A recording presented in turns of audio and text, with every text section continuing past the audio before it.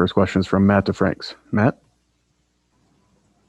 Rick, what did you think about it tonight? The offense was obviously there, but Carolina looked to have some chances there. I didn't understand. What'd you say, sorry? What'd you think of tonight? Obviously, you had a lot of offensive chances, but it looks like Carolina did as well. They didn't have as many as we did, not even close. That's probably the best offensive output we've had, and give Reimer a lot of credit. He made some huge saves, especially in that second period. We thought we could have had 4 or 5 goals in the second period alone, so he made a lot of huge saves. We made some uncharacteristic mistakes. A couple of their goals were bouncing pucks, and that's going to happen. And some of the younger players made some defensive mistakes. And listen, we're going to have to live with that. They're going to play, and they've got to learn.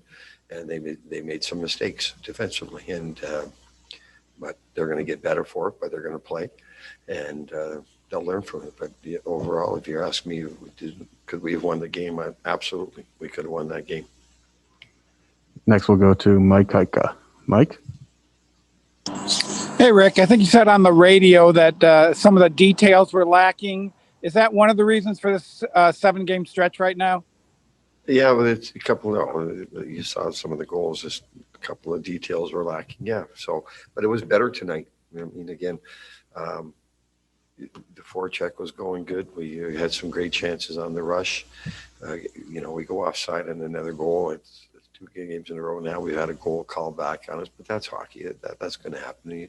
So there's the detail. Don't go offside, right? Pay attention. But a lot of the details that we've gone over were much better today. We made some individual mistakes that we have to clean up. And again, 2 of those goals, the power play goal they got, bouncing puck, we just couldn't get our stick on it. They made a heck of a play.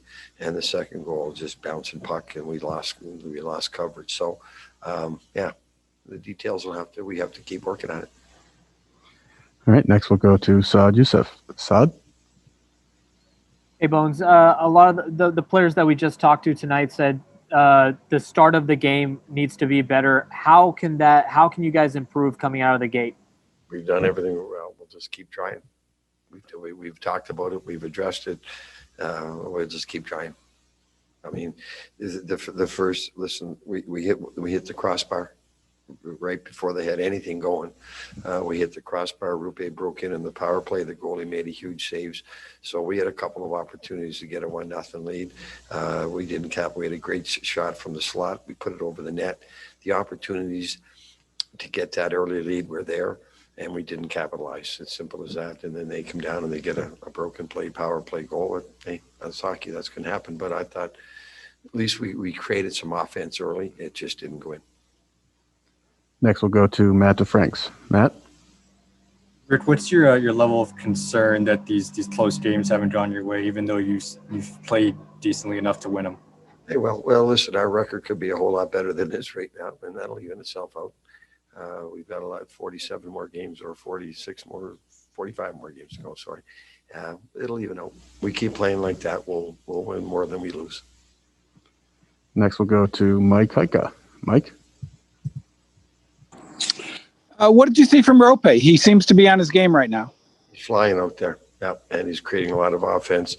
Rupe is probably one of the best player forwards we have in terms of when our D are going down the walls, and we're adamant that they're involved of making that read and backing up the D. So defensively, he's doing a wonderful job for as well. So you look at that breakaway goal, Miro's up the ice. That's a forward's responsibility to be there for him. And that's what I mean. A young player makes a mistake in that situation. But Rupe, you're seeing what he's doing so well offensively. He's been one of our best penalty killers, and he's better defensively. He's a good defensive player. Next, we'll go to Saad Youssef. Saad? Hey, Bones. Obviously, it's a shorter season, so as you've expressed before, the urgency is a little higher. But the fact that you guys went through a couple of tough stretches last year and were able to come out of it, does that give you any comfort that you're able to do this again? Last year was last year. Listen, we're playing better than our record. That's all I can tell you.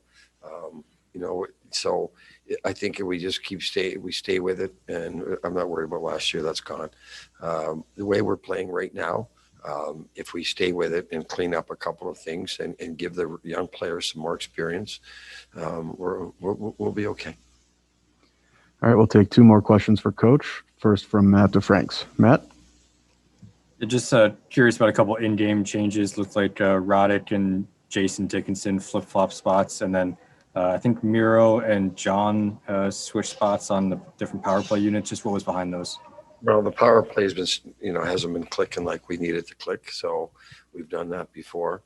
Laxi makes that change, and so you make the switch for Miro for John. We've done that before. We'll do it again. Dickey was skating really well tonight. I thought he had lots of jump, and he was giving that line lots of speed. So I wanted to keep him playing. You're going to keep playing Rupe. You're going to keep playing Pav. So we just made that switch. And our last question is from Mike Kaika. Mike? Anton's numbers haven't been good in his last 4 starts. How do you look at his play so far? I'm sure he's not happy with his numbers, and we know what he's capable of doing, and he's just going to have to keep working and get back on top of his game. All right, thanks, Coach. Thanks.